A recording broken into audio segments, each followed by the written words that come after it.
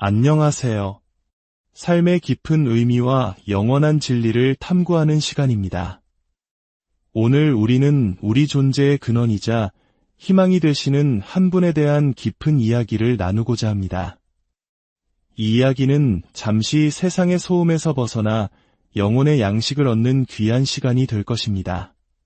본격적인 이야기에 앞서 이 귀한 은혜의 메시지가 더 많은 분들의 마음에 닿을 수 있도록 여러분의 작은 도움이 필요합니다. 지금 구독과 좋아요를 눌러주시면 이 채널이 지혜와 위로의 빛을 더 널리 비추는 데 큰 힘이 됩니다. 여러분의 소중한 참여가 또 다른 누군가에게는 절실했던 희망의 소식이 될 수 있습니다. 주님의 크신 평안이 지금 이 순간 여러분과 함께 하시기를 기도합니다. 이제 성경의 한 구절을 함께 묵상하며 오늘의 이야기를 시작하겠습니다. 요한일서 5장 11절부터 13절까지의 말씀입니다. 또 증거는 이것이니 하나님이 우리에게 영생을 주신 것과 이 생명이 그의 아들 안에 있는 그것이니라. 아들이 있는 자에게는 생명이 있고 하나님의 아들이 없는 자에게는 생명이 없느니라. 내가 하나님의 아들의 이름을 믿는 너희에게 이것을 쓰는 것은 너희로 하여금 너희에게 영생이 있음을 알게 하려 함이라. 잠시 함께 기도하겠습니다. 아버지 하나님, 이 귀한 시간을 허락하여 주심에 감사드립니다. 당신의 살아있는 말씀을 가질 수 있는 특권을 주심에 감사합니다. 주님, 이 말씀을 선포할 때 당신의 아들을 높이며 영광 돌릴 수 있도록 도와주시옵소서. 이 말씀을 듣는 모든 영혼들 위에 함께하여 주시고 그들을 구원하심으로 주님 홀로 영광 받아주시옵소서. 당신의 은혜를 나타내시고 당신의 아들을 존귀하게 하시며 모든 일 가운데 오직 주님만이 영광 받으시옵소서. 오 하나님, 당신 말씀의 능력을 친히 증명하여 주시옵소서. 주님 없이는 우리는 아무것도 아니며 아무것도 가질 수 없나이다. 예수님의 이름으로 기도합니다. 아멘. 방금 우리가 읽은 말씀은 기독교 신앙의 가장 중심적인 진리를 선포하고 있습니다. 아들이 있는 자에게는 생명이 있고 하나님의 아들이 없는 자에게는 생명이 없느니라. 이 간결한 문장 속에 천지의 비밀이 담겨 있습니다. 우리가 반드시 깨달아야 할 것은 하나님의 생각과 계획, 그리고 그분의 모든 사역의 중심에는 바로 그분의 아들, 예수 그리스도가 계시다는 사실입니다. 고대 유대교의 랍비 문헌에서도 세상은 메시아를 위해 창조되었다라는 말을 흔히 찾아볼 수 있습니다. 이 세상의 모든 것은 오직 메시아를 위한 것이었습니다. 하나님께서는 아들을 통해 세상을 창조하셨고 아들을 통해 이 세상을 유지하고 계십니다. 또한 아들을 통해 자신을 우리에게 나타내 보이시며 아들을 통해 우리를 죄에서 구원하십니다. 그리고 마지막 날 하나님께서는 아들을 통해 이 세상을 심판하실 것입니다. 하나님의 마음속에서 아들은 그 무엇보다 뛰어나고 가장 중요하신 분, 즉 으뜸이 되시는 분입니다. 그렇다면 여기서 우리 스스로에게 질문을 던져보아야 합니다. 나는 과연 하나님처럼 생각하고 있는가? 내 삶 속에서 그 아들, 예수 그리스도는 가장 중요한 분이신가? 구원의 소망에 있어서 그분은 나의 전부이신가? 그분을 향한 열정이 내 삶의 가장 큰 부분을 차지하고 있는가? 진정으로 그분을 사랑하는가? 누군가 저에게 자녀를 위해 기도해달라고 부탁할 때 저는 항상 한 가지를 기도합니다. 하나님, 저 아이에게 당신의 아들을 최고로 사랑하고 헌신하는 마음을 주십시오. 저는 그 기도만 이루어진다면 다른 모든 것들은 제자리를 찾아갈 것임을 알기 때문입니다. 당신의 아들에게 헌신된 마음을 주십시오. 이제 누구의 눈치도 보지 말고 스스로에게 정직하게 물어보십시오. 당신의 구원의 소망에 있어서 예수 그리스도가 유일하고 배타적인 분이십니까? 천국에 가는 것은 99%의 예수님과 0, 01%의 나의 노력으로 이루어지는 것이 아닙니다. 그것은 전적인 그리스도의 공로이며 전적인 하나님의 은혜입니다. 그리스도께서 모든 것을 이루셨습니다. 왜냐하면 이 모든 구원의 계획은 아들이신 예수 그리스도께서 영광과 존귀를 받으시도록 설계되었기 때문입니다. 우리가 천국에 가서 서로의 등을 두드리며 자네 정말 대단한 일을 했어 라고 칭찬하는 일은 없을 것입니다. 우리의 모든 시선은 오직 그분, 예수 그리스도를 향해 있을 것입니다. 제가 천국의 길을 걷다가 여러분을 만나거든 멀리 있는 사람들을 불러 모아 이리 와보세요. 내 형제, 내 자매가 그리스도를 위해 얼마나 위대한 일을 했는지 이야기해 줄게요 라고 외치지 않을 것입니다. 그런 일은 천국에서 일어나지 않습니다. 대신 이렇게 외칠 것입니다. 이리 와보세요. 그리스도께서 내 형제와 자매를 위해 얼마나 위대한 일을 하셨는지 이야기해 줄게요. 모든 영광은 오직 그리스도의 것입니다. 십자가에 달렸던 강도도 사도 바울도 모두 그리스도 때문에 구원받았습니다. 사도 바울을 한번 생각해 보십시오. 그는 약 30년에서 35년의 세월 동안 그리스도를 섬기며 매 맞고 돌에 맞고 조롱당하며 모든 것을 잃었습니다. 그는 십자가에서 죽기 직전에 회개한 강도와 똑같은 이유로 천국에 갔습니다. 바로 예수 그리스도께서 죄인을 위해 죽으셨기 때문입니다. 자신의 행위와 공로를 의지하는 종교적인 사람들은 이 진리를 이해하지 못합니다. 그들은 불공평하다고 생각합니다. 하지만 은혜를 아는 사람들은 이 진리 안에서 기뻐하고 또 기뻐합니다. 오래전 제가 사랑하는 삼촌이 세상을 떠났을 때의 일입니다. 루터 교인이셨던 삼촌의 장례식에 참석했습니다. 장례식을 집전하던 목사님은 긴 예복을 입고 강단에 서서 약 20분 동안 제 삼촌에 대해 이야기했습니다. 윌리엄 삼촌이 얼마나 훌륭한 교회의 일꾼이었는지 항상 다른 사람을 돕고 교회 잔디를 깎고 청소를 도맡아 했으며 얼마나 좋은 남편이자 아버지였는지에 대해 말했습니다. 저는 그 자리에 앉아 점점 화가 치밀어 오르는 것을 느꼈습니다. 목사님은 한참 동안이나 삼촌의 선행을 칭송했습니다. 그러다 갑자기 그 목사님은 강단 옆으로 한 걸음 물러서서 이렇게 말했습니다. 하지만 여러분, 윌리엄 형제는 제가 지난 25분 동안 말씀드린 그 어떤 이유 때문에 천국에 간 것이 아닙니다. 그는 오직 예수 그리스도께서 죄인들을 위해 그의 보혈을 흘리셨기 때문에 천국에 갔습니다. 그 말을 듣는 순간 제 마음속 분노는 형언할 수 없는 기쁨과 감사로 바뀌었습니다. 이 얼마나 놀라운 진리입니까? 생각해 보십시오. 한 이슬람 교도에게 복음을 전했던 어떤 분의 이야기를 들은 적이 있습니다. 그리스도와 그분의 은혜에 대한 설명을 다 듣고 난 이슬람 교도는 그를 빤히 쳐다보며 이렇게 말했다고 합니다. 그건 불가능합니다. 그렇게 좋을 수는 없어요. 그렇습니다. 너무나 좋아서 믿기 힘든 소식. 하나님께서 자신의 아들을 보내시어 우리의 챔피언이 되게 하셨다는 것. 하나님께서 아들을 보내 모든 것을 다 이루게 하셨다는 것. 이것이 바로 복음입니다. 인류의 역사는 두 사람의 이야기로 요약될 수 있습니다. 첫 번째 사람 아담, 그리고 마지막 아담이신 예수 그리스도입니다. 첫 번째 아담은 실패했고 우리 모두는 그와 함께 실패했습니다. 그러나 마지막 아담, 예수 그리스도께서는 승리하셨습니다. 그렇습니다. 그분은 상처 입고 찔리셨으며 발꿈치가 상하고 찢기셨습니다. 하지만 그분은 뱀의 머리를 짓밟아 부수셨습니다. 그분은 우리의 챔피언이십니다.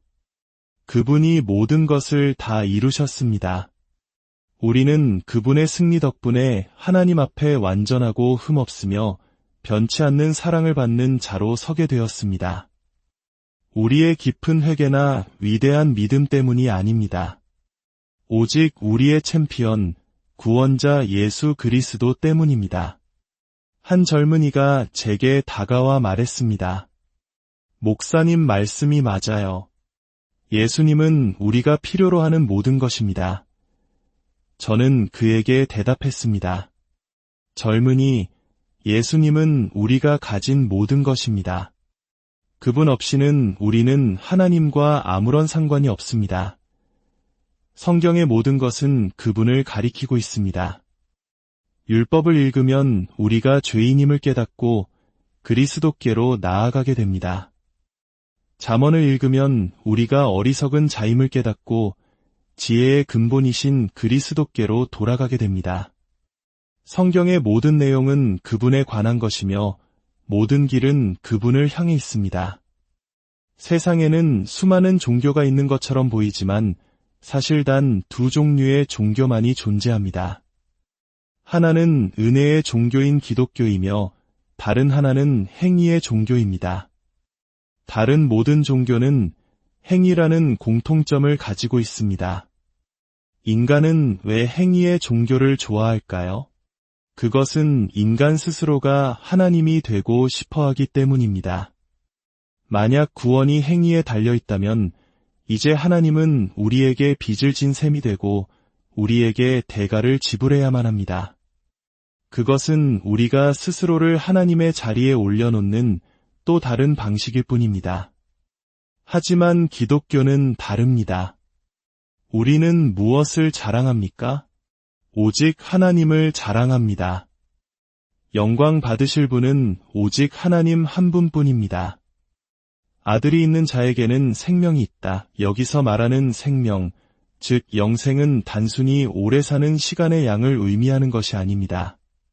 물론 영원한 시간을 포함하지만 영생의 주된 의미는 삶의 질에 관한 것입니다. 너무나 위대하고 강력하며 아름다운 삶의 질입니다. 만약 여러분이 지금 이 모습 그대로 하나님의 아름다움을 아주 잠깐, 예를 들어 10억분의 1이라도 엿보게 된다면 여러분의 정신은 산산조각 나고 말 것입니다.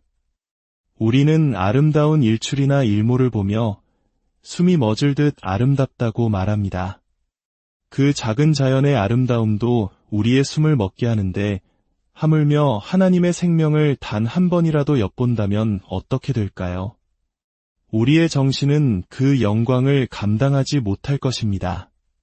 그렇다면 그토록 위대한 생명은 어디에서 찾을 수 있습니까? 바로 아들 안에서, 예수 그리스도 안에서 찾을 수 있습니다. 지금 이 순간 힘이 넘치는 젊은이 여러분, 언젠가 여러분도 늙고 약해져 다른 사람의 도움을 받아야만 하는 날이 올 것입니다. 지금 눈부시게 아름다운 젊은 여성 여러분, 언젠가는 그 아름다움이 시들게 될 날이 올 것입니다. 그것이 우리가 향하고 있는 현실입니다. 저에게는 제 아버지처럼 되고 싶은 꿈이 있었습니다. 아버지는 크고 강하고 똑똑하셨습니다.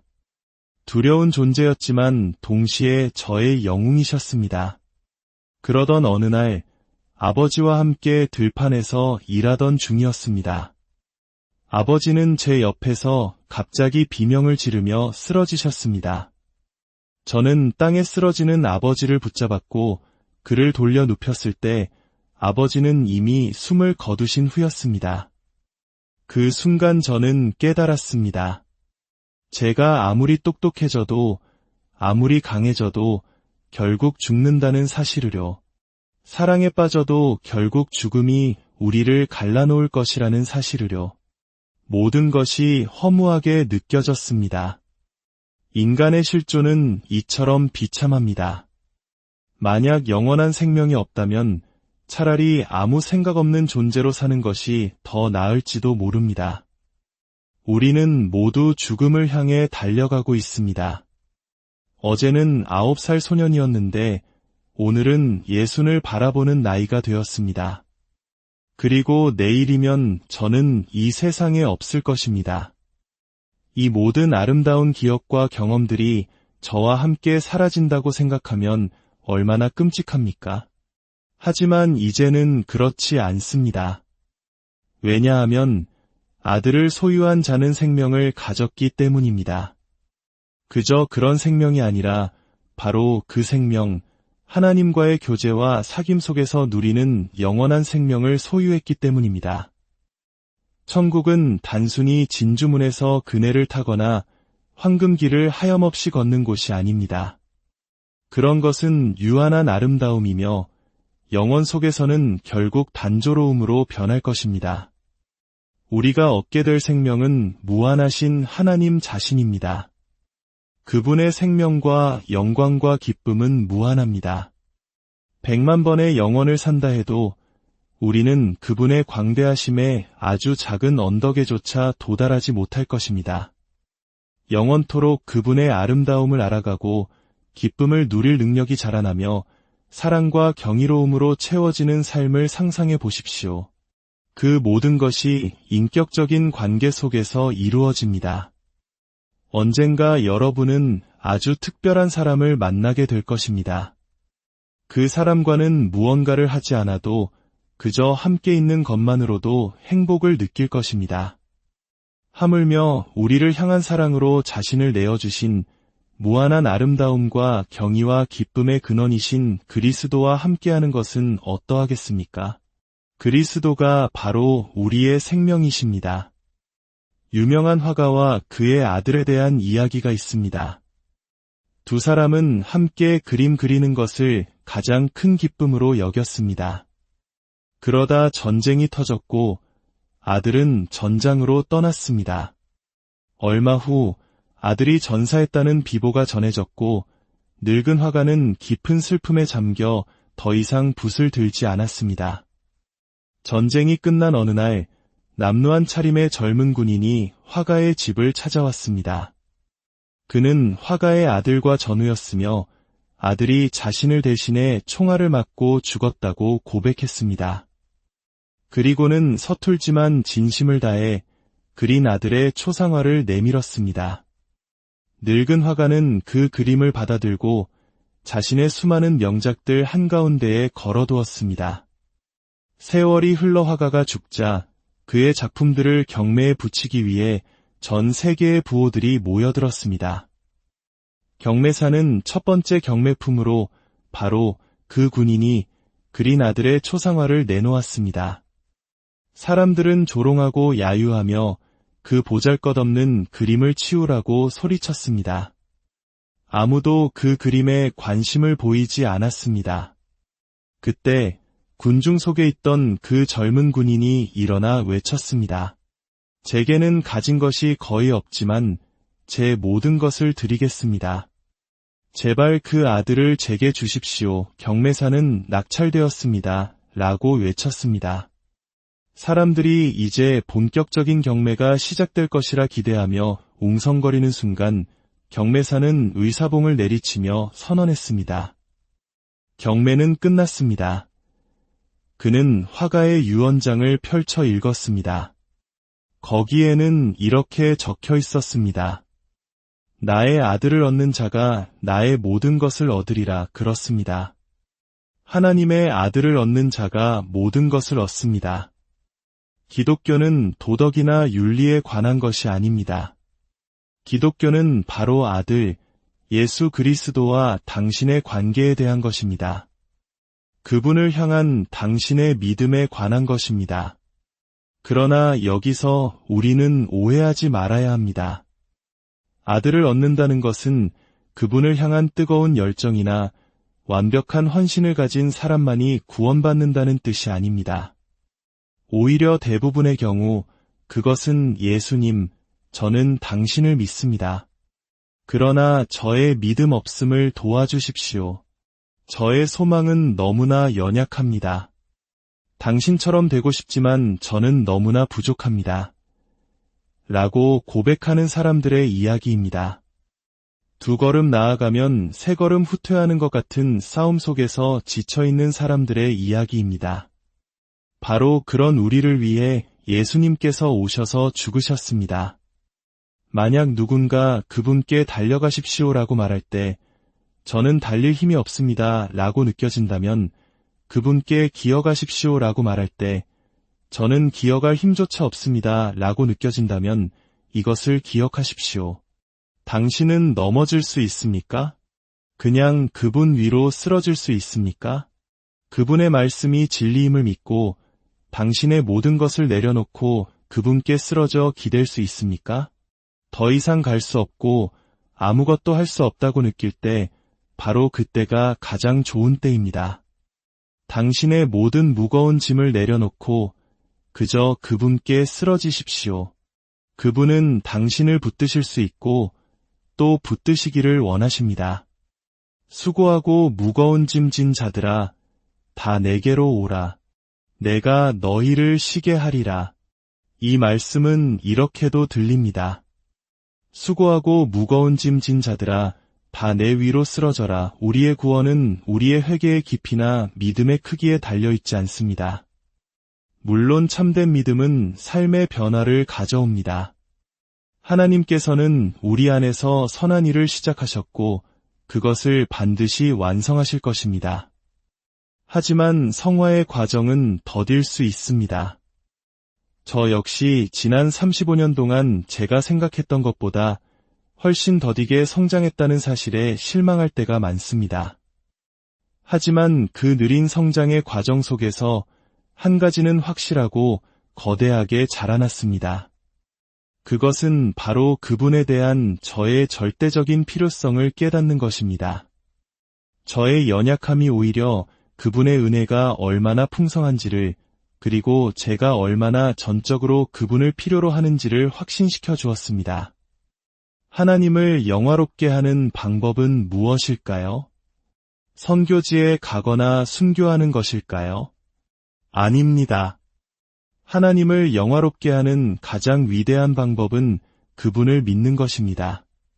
특히 가장 믿기 어려운 것을 믿을 때 하나님은 더욱 영광을 받으십니다. 그리스도인으로서 우리가 해야 할 가장 어려운 일은 하나님께서 말씀하신 그대로 그분이 당신을 사랑하신다는 사실을 믿는 것입니다. 그분의 사랑은 너무나 크고 놀랍습니다. 그 약속 위에 당신 자신을 던지십시오. 그 약속 위로 쓰러지십시오. 믿음이란 무엇입니까?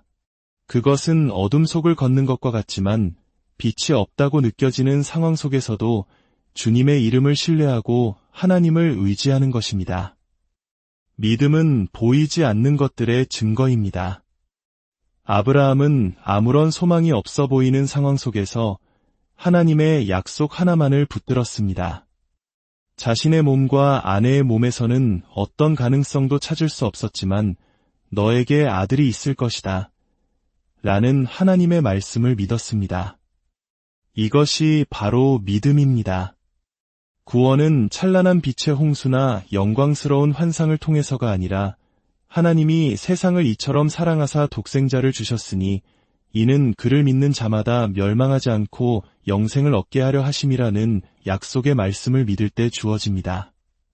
그분께 자신을 던지는 자, 그분 위로 쓰러지는 자, 그 아들을 모시는 자에게는 생명이 있습니다. 아들을 붙잡으십시오. 그분 위로 쓰러지십시오. 그분을 신뢰하십시오. 당신의 믿음이 약하다고 느껴지십니까? 괜찮습니다. 그저 쓰러질 수 있습니까? 당신의 회개가 너무 작다고 느껴지십니까? 괜찮습니다. 그저 모든 것을 멈추고 그분께 기댈 수 있습니까? 그분을 신뢰하십시오. 제가 설교자로서 가장 좌절하는 순간은 하나님의 아름다움과 경이 그리고 그리스도의 사랑을 인간의 언어로 표현하려 할 때입니다. 어떤 언어도 그분의 위대하심을 담아내기에는 턱없이 부족합니다. 제가 이해한 아주 작은 부분조차 여러분에게 온전히 전달할 수가 없습니다. 하지만 한 가지는 확실히 말씀드릴 수 있습니다. 예수 그리스도를 알지 못한다면 당신의 삶에는 그 무엇과도 비교할 수 없는 공허함이 있을 것입니다. 당신의 삶의 언어로는 도저히 설명할 수 없을 만큼 장엄하고 경이로우며 아름다운 무언가가 있습니까? 밤을 새워 연구하고 마음을 다해 탐구해도 그 끝을 알 수 없는 너무나 위대해서 온전히 이해할 수도 이해한 것을 다 표현할 수도 없는 그런 존재가 당신에게 있습니까? 저에게는 있습니다. 바로 예수 그리스도이십니다. 저는 세상의 수많은 경이로운 것들을 보았고 전쟁과 죽음, 상상할 수 없는 기쁨과 슬픔을 경험했습니다. 하지만 그 모든 경험은 예수 그리스도와 비교하면 먼지와도 같습니다. 당신의 심장을 그 어떤 것보다 뜨겁게 만들 수 있는 것은 그리스도를 아주 희미하게나마 엿보는 것입니다. 예수님과 같은 분은 없습니다. 아버지 하나님, 이 자리에 있는 모든 이들이 십자가에 못 박히시고 죽음에서 부활하시어 당신의 우편에 앉아 계신 그리스도를 보게 하여 주시옵소서. 이사야 선지자가 보았던 그 높이 들린 주님의 영광을 보게 하시고 그 아름다움에 압도되게 하여 주시옵소서. 이들이 그리스도를 사랑하게 하시고 그리스도 안에서 자라나게 하시며 마지막 날 주님 앞에 서서 잘하였도다. 착하고 충성된 종아. 내 주인의 즐거움에 참여할지어다. 라는 칭찬을 듣게 하여 주시옵소서. 예수님의 이름으로